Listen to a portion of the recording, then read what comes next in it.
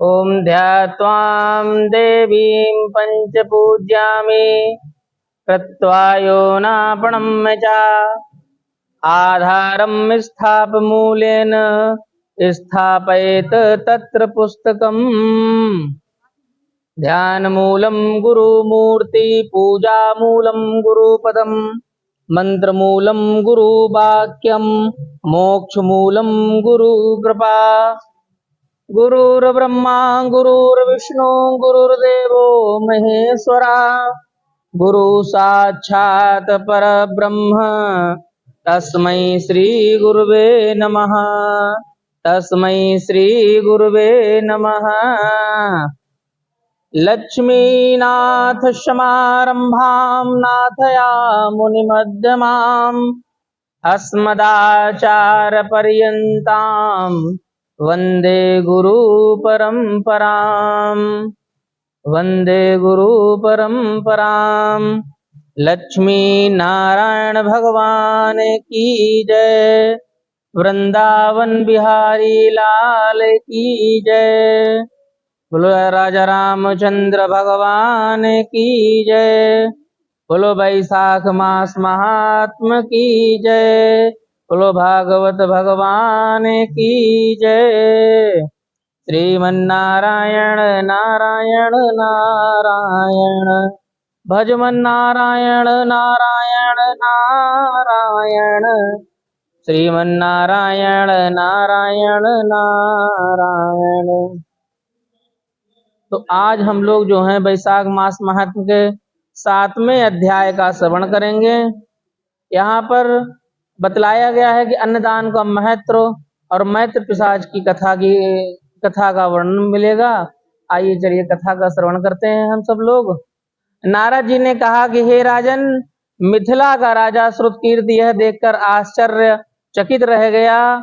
फिर नम्रता पूर्वक हाथ जोड़कर श्रुतदेव ऋषि से प्रार्थना करते हुए इस प्रकार से बोला, हे महामुनि, यह कौन सा अद्भुत पुण्य है जिसके प्रभाव से छिपकली की योनि से राजा हेमांग की मुक्ति हो गई और उसके सभी पाप नष्ट हो गए। कृपया इस धर्म का पूर्ण वृत्तांत मुझे समझाएं। राजा की धर्म में ऐसी आस्था देखकर महात्मा श्रुतदेव बड़े ही प्रसन्न हुए और राजा की बड़ी प्रशंसा करते हुए बोले कि हे राजन, तुम धन्य हो। तुमने बहुत श्रेष्ठ कल्याणकारी प्रश्न किया है। हे नृपेंद्र, मैं तुम्हें उन समस्त धर्मों के विषय में समझाता हूँ जिनका यश पुराणों ने गाया है और जिनके करने से प्राणी भवबंधन से छूट जाते हैं। वैशाख मास में मनुष्य के करने योग्य जो धर्म है और जिनके प्रभाव से राजा हेमांग की मुक्ति हुई है, वे यह हैं: जल से भरा हुआ घड़ा दान करना, स्थान स्थान पर प्याऊ लगवाना, कुआं, तालाब, बावड़ी इत्यादि बनवाना, यात्रियों के विश्राम निमित्त धर्मशाला बनवाना, प्रतिदिन सूर्योदय से प्रथम ही स्नान कर लेना चाहिए। तत्पश्चात भगवान विष्णु का विधि पूर्वक सुगंधित पुष्पों से पूजन अर्चन करना चाहिए। भगवान की कथा को श्रवण मनन करना चाहिए।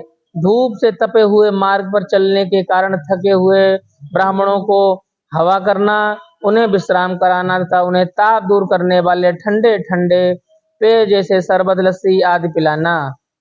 धूप से बचने के लिए छतरी, जूता, खड़ाऊ आदि का दान करना। शहद, ईख, कपूर, चंदन आदि तापहारी वस्तुएं दान करना। ये सब ताप हर लेते हैं, सब ठंडी वस्तुएं हैं, ये दान करना चाहिए। गौओं को घास खिलाना चाहिए। फल, दही, नैवेद्य, शैया तथा सुगंधित वस्तुएं दान करनी चाहिए। अन्न या भोजन दान करना चाहिए। दिन में न सोना तथा रात्रि शयन पृथ्वी पर करना। शरीर में तेल न लगाना। कांसे के बर्तन में भोजन न कर पत्ते पर भोजन करना आदि यही समस्त धर्म वैशाख मास में करने के लिए उचित हैं। जो प्राणी ऐसा नहीं करते हैं वो हेमांग की भांति ही कष्ट पाते हैं। जो स्त्रियां ऐसा नहीं करती हैं वे पति पुत्र आदि के सुख से वंचित रहती हैं। भूखे प्यासे को अन्न और जल का दान अवश्य करना चाहिए। न करने से पशु योनि की प्राप्ति होती है अथवा पिशाच बनकर भटकना पड़ता है। वैशाख मास में अन्न दान न करने से क्या गति होती है, इस संबंध में मैं एक कथा तुम्हें सुनाता हूँ, तो ध्यान से सुने। जो मेरे सामने घटित हुई है, रेवा नदी के किनारे एक वृक्ष पर मेरे पिता पिशाच बनकर निवास करते थे। भूख और प्यास से उनका शरीर शिथिल हो गया था। धूप ताप से व्याकुल छायाहीन सेमल के वृक्ष के नीचे बैठा हुआ अत्यंत दुख को प्राप्त होता था। कुआं तालाब आदि के शीतल जल को वह पापी अपने कर्मों के कारण विष समझकर पान नहीं करता था। भूख के कारण वह अपना ही मांस खा गया, जिससे कंठ रुध गया और बड़ी पीड़ा हुई। इस प्रकार से वह अत्यंत कष्ट को प्राप्त करता हुआ वहां रहता था। संयोग बस वह गंगा स्नान को गया, मार्ग में रेवा नदी के तट पर ही से निकला तो वहीं पर सेमल का वृक्ष भी पड़ा। तब मैंने उसके नीचे भूख प्यास की पीड़ा से चिल्लाते हुए उस पिशाच को देखा, जो अपना मांस स्वयं ही भक्षण कर रहा था। मुझे आता देखकर अपनी क्षुधा शांत करने के लिए वह पिशाच मेरी ओर दौड़ा, किंतु मेरे तेज से व्याकुल होकर पीछे हट गया और अत्यंत कंपित और भयातुर सा हो गया। उसी वृक्ष की जड़ पर जा बैठा। तब उसे देखकर मुझे बड़ी दया उत्पन्न हुई। मैंने कहा, हे पिशाच, डरो मत। तुम कौन हो, कहाँ के हो और क्यों कर रहे हो इस 50 योनि को प्राप्त हुए हो? तुम यदि सही सही सारा वृत्तांत मुझे बता दोगे तो मैं तुम्हें निश्चय ही इस पिशाच योनि से मुक्त कर दूंगा। मेरे वचन सुनकर के उसे ढांढस बंधा, परंतु वह यह नहीं जान सका कि मैं उसी का पुत्र हूँ। वह बोला, मैं आनत देश के भूपराक्ष नामक नगर में संस्कृति गोत्र में उत्पन्न हुआ था। मेरा नाम मैत्र था। मैं तप दान विद्या यज्ञ आदि के प्रति बहुत निष्ठा रखता था।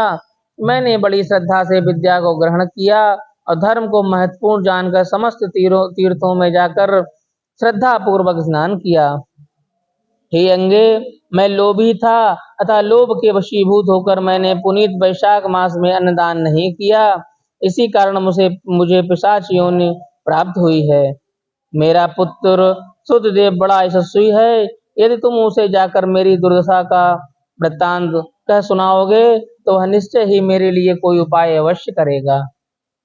उससे मेरा सारा हाल जैसा कि तुम देख रहे हो जाकर के कह देना, और साथ ही यह संदेश भी देना कि वह मुझे इस पिशाच योनि से छुड़ाने के लिए वैशाख मास में प्रातः काल स्नान करके भगवान विष्णु का पूजन अर्चन करे। फिर मेरे निमित्त तर्पण किए हुए किसी ब्राह्मण को अन्नदान भी करे। उसके ऐसा करने से मेरा पाप नष्ट हो जाएगा और मैं इस पिशाच योनि से मुक्त होकर भगवान विष्णु के पद को प्राप्त हो सकूंगा। अपने पिता के इन वचनों को सुनकर मैं उनके चरणों में गिरकर रोने लगा। बहुत देर तक रोता ही रहा कि थोड़ी देर बाद चेतना आने पर बोला कि हे पिता, मैं तुम्हारा ही वो भागा पुत्र हूँ। दैव योग से मैं इधर आ गया। अब मैं शीघ्र ही घर वापस जाऊंगा और वहां पर मेष संक्रांति में भगवान विष्णु की प्रसन्नता के लिए अन्न जल का दान अवश्य करूंगा। इस प्रकार पिता को आश्वासन देकर मैं अपने घर को वापस लौट आया। वैशाख मास आने पर मैंने पूरी श्रद्धा भक्ति के साथ भगवान विष्णु की प्रसन्नता के लिए उनका विधि पूर्वक पूजन अर्चन किया। भगवान को प्रसन्न करने के लिए स्नान तथा अन्नदान भी किया।